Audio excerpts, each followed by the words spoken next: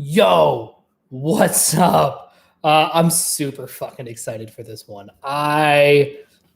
Look, you know me, man. I love that masculine sensory. I think it's rad as shit. It's done enormous things for my own life, seeing it in the world, and I want to talk about it. And I'm excited to share all this with you. So let's fucking get into it. Now, a note about these last two videos that I'm going to be doing about the A Closer Look series. So I debated as to whether or not it made sense to go into the individual functions. And I debated, particularly with these videos, whether or not it made sense to go into the individual like masculine, like masculine extrovert decider versus feminine extrovert decider, whether those deserved their own videos. Ultimately, I decided they did not, for a couple of reasons. So I decided not to do the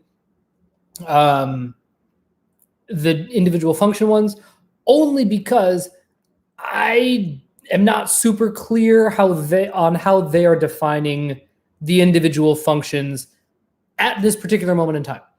Once they have definitions that are clearly communicatable, that you can say that is very clearly TI, that cannot be TE, then I will be more open and accepting to doing. I'm going to turn this hat around so that you can see my face and not. Yeah, and it's more broy this way. You know what? If we're really gonna, nope, absolutely not. Not doing it. Not doing it. We'll stick with the backwards cap. Okay. I just don't think that there's enough that I can distill into a single video, right? Because figuring out the functions themselves, we're just not there yet in terms of the definitions. We'll get there, right? But to really pinpoint a function, you have to see 4 different cross checks happening at once. And it isn't a sort of thing where it's that is demon consume. That is savior blast and demon consume. That is observer versus decider, right? The function definitions just aren't that refined yet. So I don't want to talk about them. I also don't want to talk about the masculine and feminine deciders because I have yet to see evidence,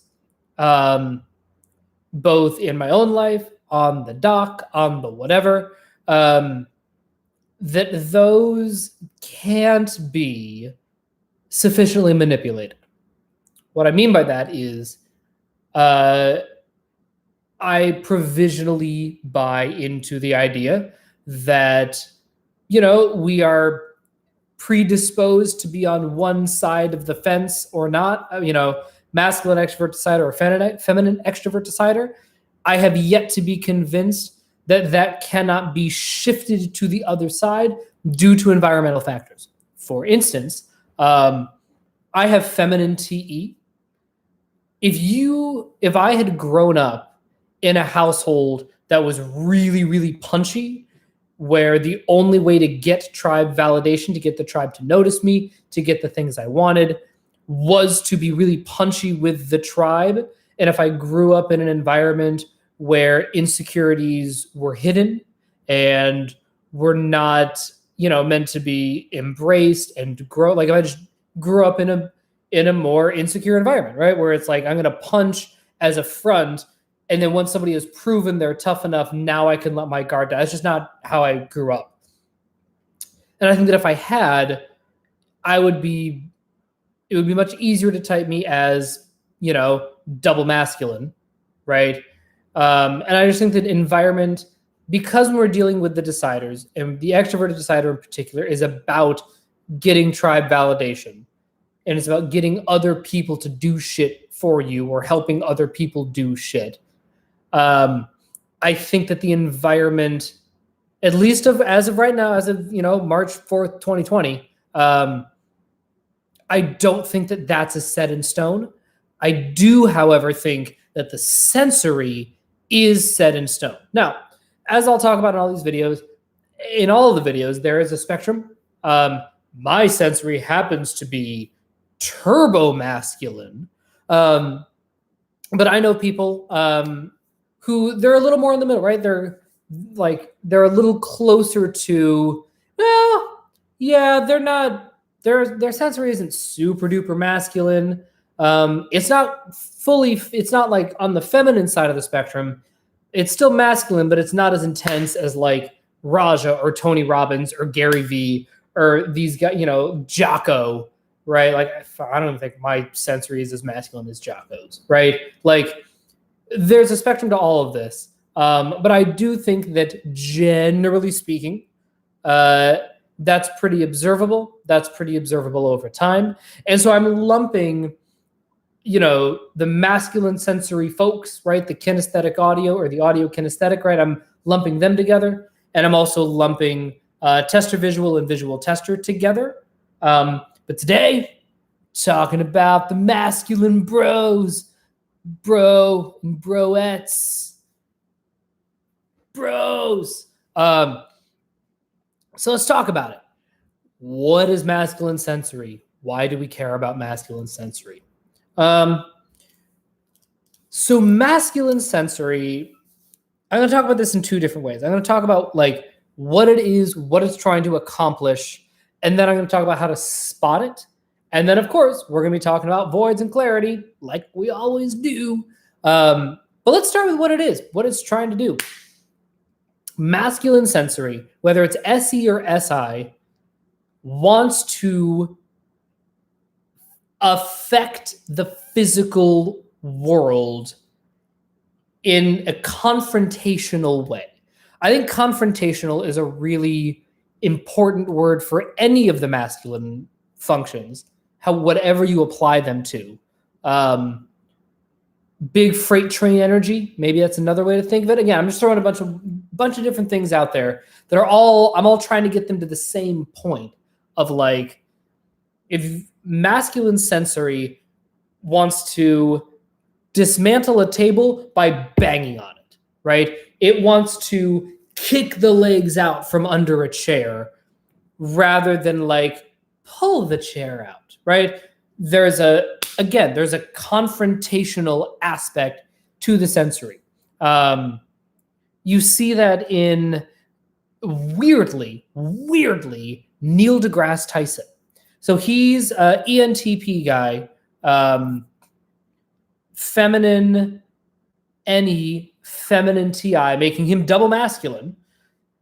And you're like, well, what? Hang on. His two savior functions are feminine. He's got low black. What the hell is going on? But you can see it not only in his physicality, especially, back when he was a stripper, that man was fine. Like, damn. Google Neil deGrasse Tyson stripper. Okay, well, this search engine isn't bringing it up, but if you can find pictures of him back in his wrestling days, like, that man was fit. Like, damn. But if you watch him, and there's even a little bit, I think it's with Joe Rogan. I could be making that up. Where he like does wrestling moves on him. You can see that there's like a dominating energy that the masculine sensory wants over the physical world, right? It does not care about the abstract. It does not want to impose its will on the abstract. No. But the physical world, man, fuck that. Break the shit. Smash. I sort of think of, so again, we're gonna break down sort of the broad differences between SE and SI. And I know I said I wasn't going to talk about functions, but you kind of have to talk about them in the context of masculine sensory versus feminine sensory, because they do sort of different things. One thing that you can really latch onto, I think, is the idea of rhythm. masculine sensory is really attuned to rhythm, because on the bigger picture, what masculine sensory is doing is it is tracking events on a timeline. That's what you're looking for to spot, is does this person track events on a timeline? So I'm going to throw out a couple of examples about what I mean by this, right? So one thing that I have going for me as a musician is I have a pretty steady internal metronome, right? Now, if I'm going in the recording studio, I don't want to rely on it. I'm going to want to have a click track so that I can, again, be really, really precise about it. But like, generally speaking, if this is the rhythm of the song, like, I'm good. I'm in the groove. I'm finding the thing. I'm not really speeding up or slowing down too much. I'm able to carry on a conversation, except for right there. Like, I can generally carry on a conversation. I can make a little blaster video and not really lose the rhythm too much, right? That's sort of the first thing, is this idea of rhythm, audio. Goddamn, if you want just the best example of masculine sensory, watch Will and Grace. The old Will and Grace. I haven't seen the new one, but I'm working my way through the old one, and like, god damn, Jim Burrows. He's the guy who directed all of the, like, just a bunch of old sitcoms. He did Will and Grace. He did just a bunch of them. Brilliant man. He co-created Cheers.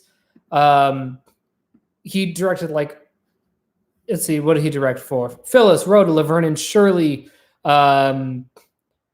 Dear John, Wings, Frasier, Friends, Third Rock, Dharma and Greg, tons of Will and Grace, 2.5 Men, Big Bang Theory, Mike and Molly, Two Broke Girls. Like, the man. So he directed every episode of Will and Grace during its initial 8-year run. That's the guy to look at, because he has such an extraordinary sense of rhythm and timing. Like, the man makes me feel so stupid when it comes to timing, because I'm like, you're watching a thing, and even when you see the joke coming, you're like, God, yes, of course that's how the joke goes, because the way he's able to time it and direct it, you get like the bop, then bop, then bop, then bop, then bop, then bop, then bop, then bop, then bop, then bop, then bop. And then, because of, again, the sense of the rhythm, the timing, he works really closely with the writers and script supervisor to make sure that the rhythm of the words makes sense, right? And he really treats it like music. So watch the old episodes of Will and Grace. You can, again, Frasier also works. Again, anything Jim Burrows directed, watch that man, because he fucking knows what he's doing. But that's one way to get a sense of rhythm and timing. A lot of music. But, because this is my video, and I can do whatever the fuck I want. I'm going to throw out some bands, some of them you may have heard of, some of them you have not, but that I think are very strongly masculine sensory and will illustrate like what masculine sensory rhythm really feels like. Number one on the list, my man Dave Matthews. Love him or hate him, you gotta listen to him to understand the nuance of masculine sensory, right? Because masculine sensory isn't just pummeling, right? There's a right to hit, you have to pull your hand back, right? there is a rhythm to it, right? Listen to Dave. Certainly anything before 2003. Any of that's fine.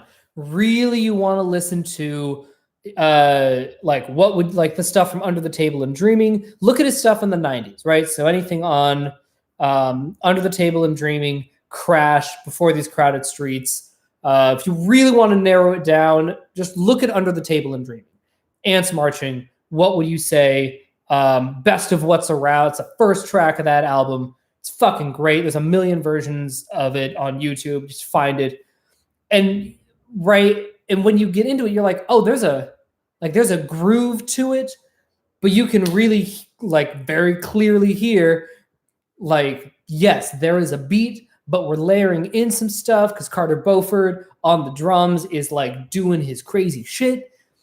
And you can really get a sense of oh, wait a minute, hang on a second. Just because it's masculine sensory and just because there is a really steady rhythm doesn't mean that there isn't, options for syncopation. It doesn't have to be,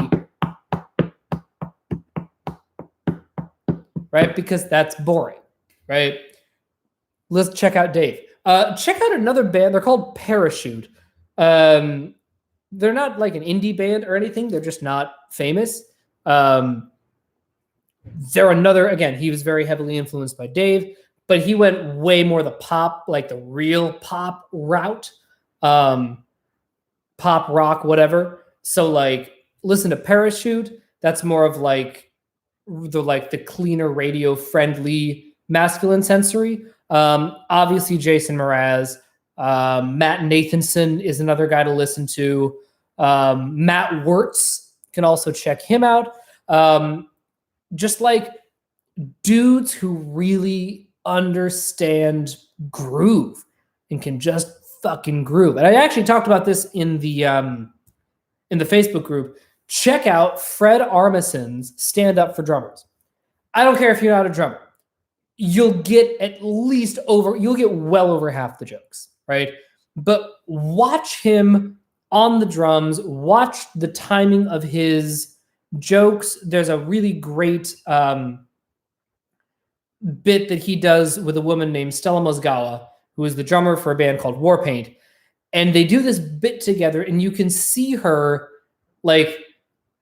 he clearly is in feminine N land with what he's talking about. And she's trying to masculine sensory follow it. And it's a very funny bit, but you can really see the oh yeah, right? I would not, if you're trying to learn masculine sensory and really get a visceral feel for it, don't watch crazy complex drummers. Don't be I'm going to look up a Buddy Rich solo. Oh, I get, right? That's not going to help you as much, right? Look at Chad Smith from Red Hot Chili Peppers. Look at Carter Beauford, as I mentioned, from Dave Matthews Band. Look at, I'm trying to think. Listen to, so the guy's name is Vic Indrizzo, and he's a studio musician, but he's played on a bunch of tracks. He's played on a bunch of Sarah Bareilles' albums, her first two. Listen to anything Dave Grohl does, for sure. A lot of masculine sensory there. A lot of radio-friendly music is strong masculine sensory. And then, obviously, the vast majority of rap, also masculine sensory. But I think that's sort of obvious in a lot of ways. That's very much built into the entire genre. So I wanted to throw out a bunch of other examples that are not rap for those who aren't fans of rap. That there's still lots and lots and lots of really strong masculine sensory out there that isn't quite so much in the double masculine realm. And then obviously, look, if you want to look at death metal bands, what's the one I'm thinking of? I'll think of it at some point. It's something Abomination. But they're great. Yeah, death metal is also absolutely oh, if you want to be like, what's double masculine? Oh shit, yes, that is double masculine, right? Brutal death metal. Literally just go to the Wikipedia page and you're like, oh, yes. God, why can't I think of the name of the band that I actually legitimately really, really like? Well, if I think of it, there it is. Abominable Putridity. Abominable Putridity. They are slam death metal. Hardcore punk. Like just really just like I like them very, very much. Like even just their logo is just like, oh, that is double masculine. Oh shit. So yes, lots and lots and lots and lots and lots of music you can listen to. If you want to learn masculine sensory, your homework is to listen to music. But you can also spot it in non-musicians too, right? And what you're really looking for is how precise do they care about being when it comes to time? Not like, oh, this person is late all the time, right? That's not what I'm interested in. I'm interested in there are people who are on time to things. And then there are people that are freakishly on time to things.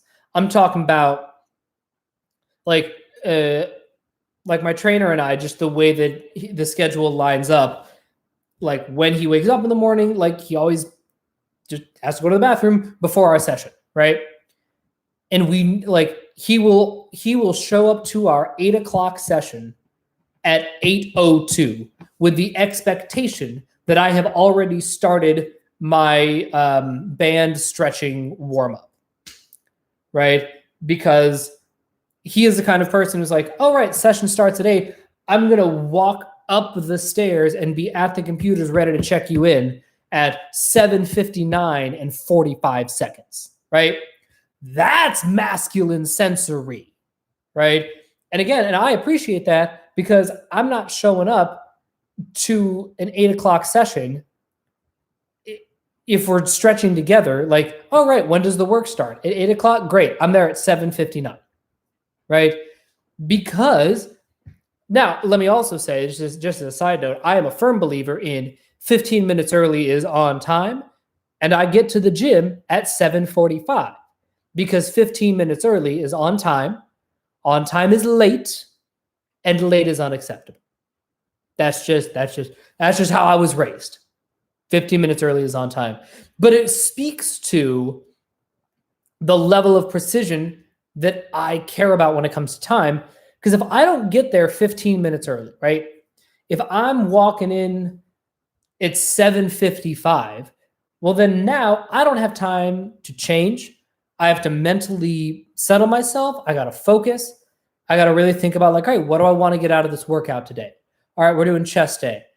How are the pecs feeling? Okay, is there anything I need to let my trainer know about my shoulder, right? Because my left shoulder is just weaker than my right shoulder. It's a little wonky. All right, yeah, okay, we're feeling good. Just like there's shit that you got to do so that I can show up and be present to check in at 7:59:45 so that we can start our work at 8 and really get in the full hour of work. You can also spot it in a couple of other ways. So if you hear somebody telling a story, if you listen to me talk about my old job, right, and I were to tell you the trials and tribulations of it, my anchor point is time. I'll say, okay, so it really started in March of 2017, which is when I decided to quit musical theater. And then I was in this limbo stage for a while. And I knew that I wanted to make some moves in the realm of my tutoring company. There was also a lot of Michigas happening. So by August, we made a lot of big, hard decisions. They went into effect in September. September, October, November was a really tough time. We then realized at the beginning of the year, we had to flip another major switch. So then we did that. And then by March, the project was done, but I didn't really have a lot of direction. And then by April, things were bad and we had to have a sit down. And then in June, this happened. And then in August, this happened. And then in September, this happened. And then in November, this happened, right? And it's like, I can see so clearly on a linear timeline what happened. Do not ask me to recall like the end and the like the connections of things. Like those are kind of swishy, but like I can tell you on a goddamn timeline, this happened and this happened and this happened and this happened. It's even when I cook, I am now this is part of me just not being a very practiced cook. So like I will own that. But one of the big things is that I am really big on time. If you tell me, okay, put the chicken in for 45 minutes, great, I can do that, right?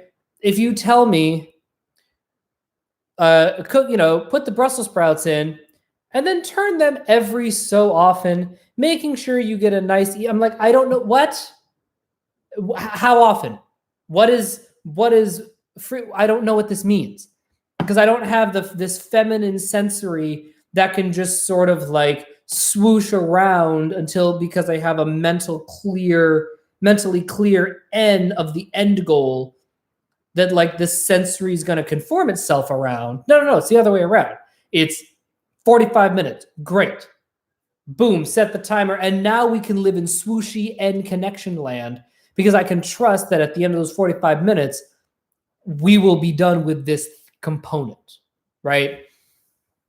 You can also think of like, I think of a running back, which is again, speaks a little bit more to the masculine extroverted sensory, right? So masculine SE, the job of a running back, they get the ball. Their job is to like find a hole and then burst through the hole in the defense and then try to make a break for it, right? That's the general premise of being a American football running back, right? So a good running back is not just going to run into a 300-pound linebacker because that's stupid. You're not winning that fight, right? But so your feminine end cannot be so rigid on a plan that you can't be like, okay, we're doing this thing. Okay, I thought there was going to be a hole there, but the hole is over here. Yeah, I'm just going to try to go for it there because I don't see that hole, right? I don't think the end, I don't know. I'm ditching that plan. We're going to this one, right? Same with being a quarterback, right? Snap the ball, 4 guys go out. The defense is doing what it's going to do. And you're like, you know what? This was going to be a long passing play, but I think we just need to get 5 yards right here because it's second down and I'm getting my ass kicked down there. And there's a very large man who's very close to me. So I just need to like, let me just get a couple of yards, keep the ball moving, and then, we'll readjust, right? That's what masculine sensory is like. These physical objects in reality are fixed, and I have to confront them.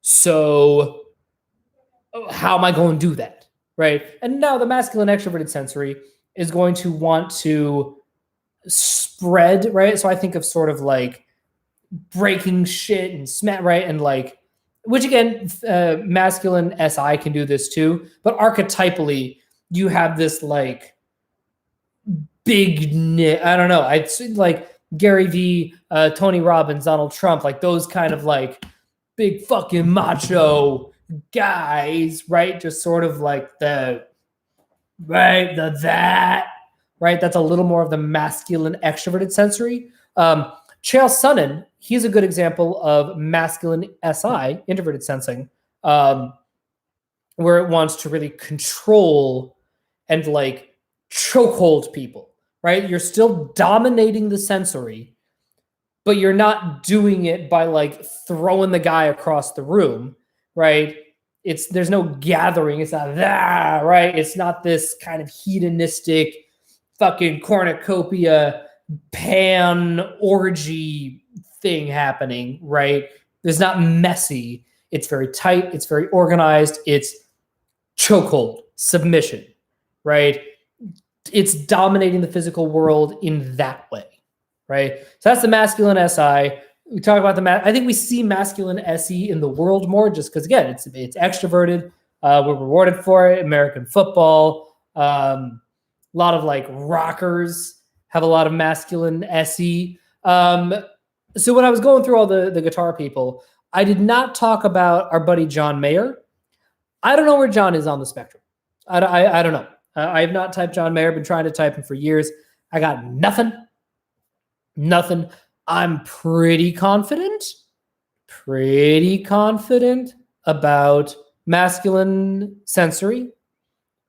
Medium confident on masculine SI. Medium confident that he's like some sort of audio INFP kind of guy, like in the same realm as allegedly Jason Mraz. Again, I don't know about him either. I do not think that he is an ENFP based on my extensive fandom and studies of him. But again, whatever, that's not the point. We just see masculine extroverted sensory more, I think. But yeah, masculine SI, there's a couple of them out there. One clip that if you're feeling up to it, it's a very emotionally intense clip. So like watch at your own discretion for sure. But watch the scene in the movie Whiplash. It's the Not My Tempo scene. Again, it's very intense, very emotionally charged, and harrowing and upsetting. But goddamn, is it a great illustration of masculine sensory, masculine SI, because he's like, no, this is my like he's weird about the tempo. He's weird about like 1, 2, 3, 4, 1, 2, 3, 4, right? It's personal to him, right? He's dominating the sensory world in a very personal way, not in a, yeah, whatever, I'll throw that there and I'll throw that there and whatever, fucking mess. Ah. But then, right, so somebody like that will be weird about the feminine NI of like, no, but like my plan. No, but this is my goal. This is my plan and my vision for how the thing should go, right? So we clowned around for about half an hour. So let's actually get down to business, talk about like voids and clarity.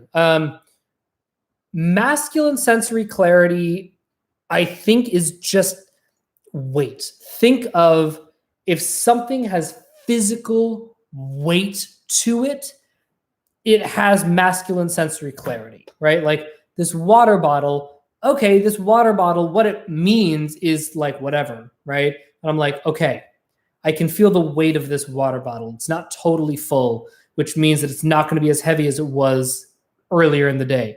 And then what meaning I attach, like that can mean a million different things, right? But it's the weight of the water bottle. It's how far can I throw this water bottle, right? That's like a dumb example, but like just think of physical weight.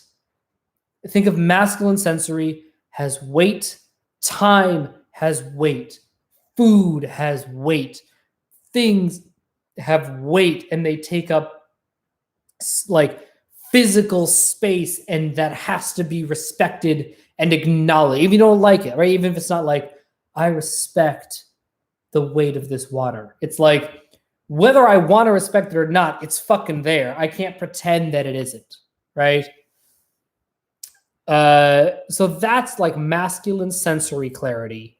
But the void is that the pattern is super fucking swooshy and is just like goddamn all over the place. A very concrete example of that for my SE and my NI, for instance, is when I was in college, I knew I wanted to be a performer. I knew there was this end goal of like being an artist, being a public figure, being on stage, being in front of the camera, whatever that meant. But like every year I was onto a different thing because it was like, okay, well, here's the immediate opportunity. All right, opera's really doing it for me sophomore year. And then junior year, I got more into the musical theater side of things. And then my fourth year, because I did 5 years, was more about like the theater world. And then the fifth year, it was about like playing my guitar, sort of coming back to what I was doing freshman year. And my feminine end was like, it's cool, man. Like, we're all sort of in the realm. Like, we're just gently sort of nudging these things in the right direction. But what if you invest too much in the masculine sensory, the plan will feel so ethereal that there's nothing to follow. And what ends up happening is you end up just living really moment to moment. The sort of like no day but today, but in a bad way, not in the life affirming way, right?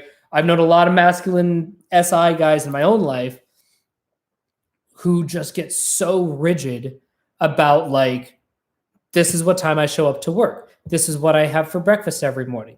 This is the kind of work that I do. That is outside of my, masculine SI box of duties. Don't ask me to do that because now I can't masculine like, this is my skill set. This is my pay grade. These are my parameters. I do not do more than this, but I do not do less than this. Right. And that can be very dangerous if you go too far in the masculine sensory direction of that, because as soon as you try to do any sort of pattern connecting, pattern seeking, then it's going to be really hard for you to like accept the fluidity of it, right? Because you got to balance those masculine and feminine energies. So lastly, just to touch very briefly on MF versus double masculine. MF is technically audio first. I personally lump them all in the kinesthetic realm. I think kinesthetic versus visual. I think that tester and audio, those are like subcomponents. Really, I think that kinesthetic and visual are the two big camps that people are going to fall in. Again, because audio, it's hitting the eardrum. There is like a kinesthetic component to it. But yeah, really think about kinesthetic versus visual as the big binary coin. The feminine extrovert decider is going to be a little goofier, a little more playful, a little bit more fluid and flexible, because there's going to be more of a like, I'm gentle and nice up front, but don't fuck with me because then I will bite your head off. Right, that what they call cat energy. And the double masculine, like just look at Jocko. Jocko's the man. When it's in a lot of ways, but particularly when it comes to this double masculine, he's so tough up front, right, with a masculine TE. And then once you have proven your toughness, then you can see like the fluidity inside. Again, all of this is on a spectrum. All of this, we're all just trying to balance all of the things. And look, if you're like, I have definitely found myself in life being way too far on the feminine side of TE, not because it's bad to be able to be that flexible, but the problem is that my demon swing to the masculine FI was too masculine, right? So I've had to learn over time to be punchier up front so that I can afford myself more wiggle room on the back end and bring both those a little closer to the middle. And, on the other side of things, if you're too punchy on the front end, it means that you're going to be super squishy on the back end. So like if you bring back the punchiness a little bit, then you can start to, strengthen and maybe not shore up, but like you're not going to be as vulnerable once somebody gets past your defenses, right?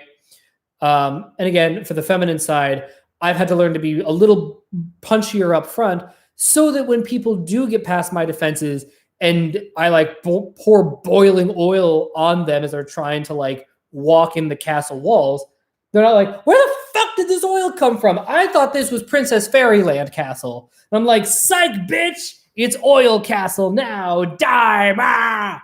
They're like, this is I don't like this. This does not feel good. But if I can be a little punchier up front, even though I have feminine TE, then they're like, okay, he does have a little edge to him. Okay, I don't need to be careful. Like, I trust that things are fine, but I also do get the sense like there is a tougher side of him that he's showing me. So I know that, like, oh fuck, okay, yeah, if I fuck with him and he does set a really hard boundary, it doesn't come out of nowhere. All right. That's all I got for today. Let me know what you think in the comments below. Be sure to like and subscribe. Join the Facebook group, Unofficial Objective Personality Study Group, I think it is called. We have a lot of fun over there. We talk about videos. It's a pretty chill group. And that's all I got for now. One more of these feminine sensory. I will talk to you guys later. Have a wonderful, wonderful Wednesday. Bye.